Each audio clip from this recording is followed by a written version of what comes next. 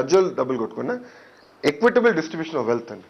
ఇప్పుడు మీరు చూసారంటే టాప్ 10లో 4 ఉన్నారండి గ్లోబ్లోనే. అలానే 40% పావర్టీ ఉంది. ఎందుకు? వెల్త్ డిస్ట్రిబ్యూట్ అవట్లా. ఎక్విటబుల్ వెల్త్ డిస్ట్రిబ్యూషన్ ఎలా చేయాలన్న ఆలోచనతోనే మేము ఈ ప్రోగ్రామ్లు అనౌన్స్ చేయదలుచుకున్నాం. అదే ఈ 1200 గ్రోత్ సెంటర్స్ కూడా అనౌన్స్ చేసింది. వర్స్ట్ కేస్ సినారీ 2 కూడా మనం పూర్తి స్థాయిలో అందరినీ ఆదుకోలేకపోతే ఈ 1000 రూపాయలు నెల స్టైఫండ్ ఇస్తున్నాం. అది కొంతవరకు సపోర్ట్ చేయగలుగుతుంది. ఎందుకంటే ఇప్పుడు ధరలు కూడా బాగా పెరిగిపోయినాయి. కొంతమంది సపోర్ట్ లేకపోతే కష్టం అవుతున్న ఆలోచనతో అది కూడా అనౌన్స్. ఇప్పుడు మ్యానుఫ్యాక్చరింగ్ మినరల్స్ గురించి మెన్షన్ చేశారు. ఆంటర్ప్రినర్షిప్ అనేది చాలా ఇంపార్టెంట్. దాన్ని ఎంతవరకు ప్రోత్సహిస్తున్నారు? అది వెరీ గుడ్ పాయింట్. ఇప్పుడు ట్రస్ట్ ద్వారా ఎన్టీఆర్ ట్రస్ట్ ఉందండి. దాని ద్వారా మేము చాలా యాక్టివిటీస్ చేసాం. యూత్ ఎంపవర్మెంట్ ఒక పెద్ద మేజర్ యాక్టివిటీ మాకు. అక్కడ తీసుకున్నప్పుడు ఏంటంటే డబ్బులు ఇష్టం సొల్యూషన్ కాదండి. ఆ నాలెడ్జ్ నోహౌ దాన్ని మార్కెట్కి మళ్ళీ కనెక్ట్ చేయాలి. ఎందుకంటే కొనుగోలు చేసే వాళ్ళు కొంతమంది ఉంటే మన ఉత్పత్తి చేసే వాళ్ళు కొంతమంది ఉంటారు. వాళ్ళు లింక్ చేయకపోతే మళ్ళీ కొలాప్స్ అవుతుంది సిస్టమ్.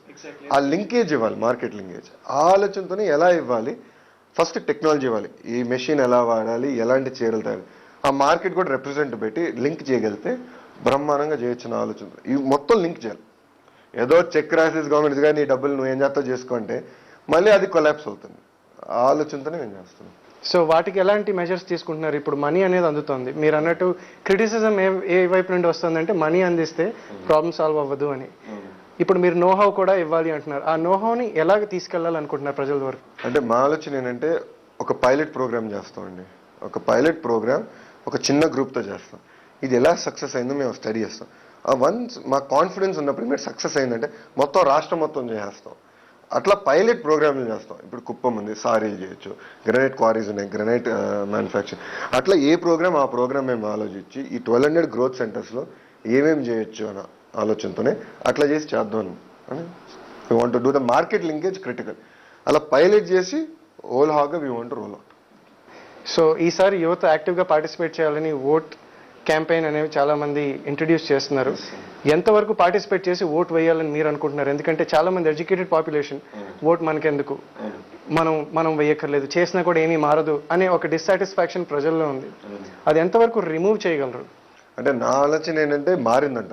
నేననేది ఇప్పుడు మా ఫ్యామిలీ ఉన్నారు, 32 మంది ఉన్నాం. మా కజిన్స్, మా అక్క చెల్లెలు అందరు, తమ్ముళ్ళు కానీ అందరు కలిపితే మేమందరం మాట్లాడినప్పుడు చూసినప్పుడు చాలా మంది ఈసారి ఓట్ చేద్దాం, ఓట్ వేయాల్సిందే మన హక్కు అని బయటకు వస్తున్నారు. మీరు అన్నట్టు కొంతమంది ఇది మారదని అంటున్నారు. ఆ ఆలోచన కన్నా మీరు గత 15 సంవత్సరాలు నాన్నగారు ముఖ్యమంత్రి అవగానే ముందు ఎలా ఉండే రాష్ట్రం, 9.5 సంవత్సరాల అభివృద్ధి ఏం జరిగింది మీరు చూస్తే చాలా మారింది. అలానే చాలా మంది 2 నెలలు ఓటేలా హైదరాబాద్ మేము ఓడిపోయాం. మీరు చూస్తే ఈసారి అది జరగకుండా, ఆ పొరపాటు మళ్ళీ జరగకుండా ప్రజలు ఎలా ఓటేయాలి, మన యువతలు కూడా చాలా ఉంది, ముందరికి వెళ్ళి ఓటేయాల్సిన చాలా అవసరం ఉంది. మీరు క్యాంపెయిన్ చేస్తున్నారు, అటు బయట చాలా మంది లెట్స్ ఓట్ క్యాంపెయిన్ కూడా చేస్తున్నారు. అది చాలా నోవెల్ క్యాంపెయిన్. 70-80% రావాలండి మ్యాండేట్. ఇప్పుడు ఎందుకంటున్నానంటే ఇప్పుడు ఎలక్షన్ ఓడిపు గెలుపు 2-3%లోనే ఆధారపడి ఉందండి. సో ఇప్పుడు పోయినసారి ఏంటి 60% ఓట్ చేశారు. ఇప్పుడు 70-80% ఓట్ చేస్తే అది క్లియర్ మ్యాండేట్ అవుతుంది. అట్లాగా నాకెందుకులే మారదులే లైన్లు ఎక్కువనే అనే ఆలోచన కాకుండా ఇప్పుడు ఎలక్షన్ కమిషన్ కూడా చాలా బ్రహ్మాండంగా పకడ్బందీగా చేశారు. సో ఇప్పుడు చాలా స్మూత్ అవుతుంది ప్రాసెస్, ముందల్లా కాకుండా. అట్లానే ఇప్పుడు అందరూ ముందరికి వచ్చి ఓట్ చేసి ఈ 2-3% కాకుండా భారీ మెజారిటీ లాగా ఇస్తే కానీ అది అయ్యేది కాదు. వాటి కోసం మీరు ఏమైనా క్యాంపెయిన్ చేయాలనుకుంటున్నారు మీ తరఫు నుండి? అంటే యువతని ఓట్ చేయమని చెప్పాలని, అంటే మీ పార్టీ ద్వారా మీరు చేస్తున్నారు క్యాంపెయిన్స్, కానీ మీ తరఫు నుండి as a part of youth మీరు ఏమైనా చేయాలనుకుంటున్నారా? అంటే ఓటింగ్ ఈజ్ యువర్ రైట్ అని చెప్పి. అంటే మా ఆలోచన ఏంటంటే ఇప్పుడు మేము టెక్నాలజీ వాడుతున్నాం, SMS, వాయిస్ మెయిల్ వాడుతున్నాం.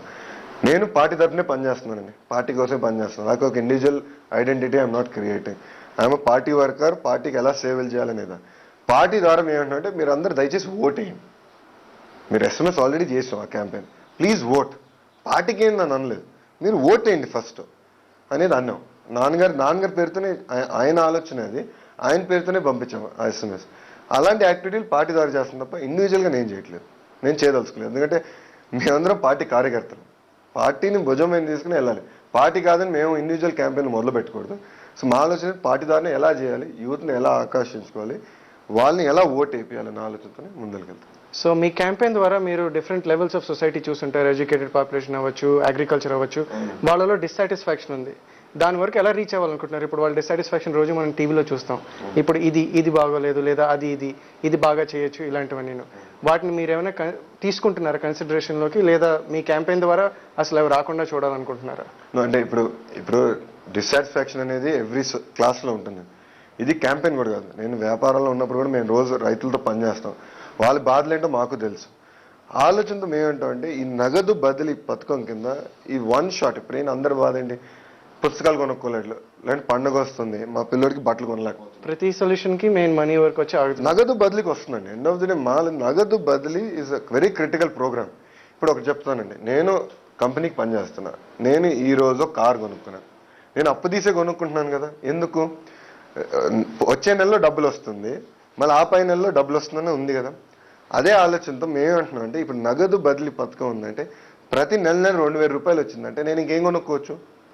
అది ఒక ఎక్స్ట్రా ఇన్కమ్ గా యాడ్ అవుతుంది. ఇన్కమ్ కింద ఎష్యూర్డ్ అండి, గ్యారంటీగా నెల 2,000 వస్తుంది. అది వచ్చినప్పుడు ఏంటంటే ఒక సెక్యూరిటీ ఉంటుంది. సో నేను ఏమైనా కొనుక్కోవాలన్నా, అప్పు తీసుకుని ఏమైనా వ్యవసాయం చేయాలన్నా, అప్పు తీసుకుని ఒక ట్రాక్టర్ కొనాలన్నా ఇప్పుడు ఆ గ్యారంటీ ఉంది, సేఫ్టీ ఉంది నాకు. లేదంటే ఇప్పుడు ఏమైనా చేయాలంటే భయం వస్తుంది. అట్లా కాకుండా తీసేదానికి నగదు బదిలీ పథకం నిరుపేద పేద కుటుంబాలకి వన్ షాట్ ఇది ఎలిమినేట్ చేయొచ్చండి. యూత్ పరంగా ఇప్పుడు యూత్కి అందరూ ఇంట్లో మన పేరెంట్స్ అందరూ కష్టపడతారు, అందరూ పనిచేస్తున్నారు. కానీ యువతకు ఉద్యోగం లేకుండా ఇంట్లో కూర్చొని చూస్తాం అనేది అందరూ బాధే. యూత్ని వాళ్ళ ఎంప్లాయ్మెంట్ ఎలా క్రియేట్ చేయాలి అది మేము చేస్తాం. అప్పర్ వెల్ది అంటారా, అది మేము చేయదలుచుకుని ఏం లేదు, వాళ్ళు బాగానే ఉన్నారు, దే వెరీ హ్యాపీ, మేము చేయాల్సిన ఏం అవసరం లేదు. ఈ ప్రోగ్రాంలో మిడిల్ ఇన్కమ్, దాని తర్వాత మన నిరుపేదకి పేద కుటుంబాలను ఎలా మనం ఆదుకోవాలి, గవర్నమెంట్ ఎలా ఆదుకోవాలన్న ఆలోచనతోనే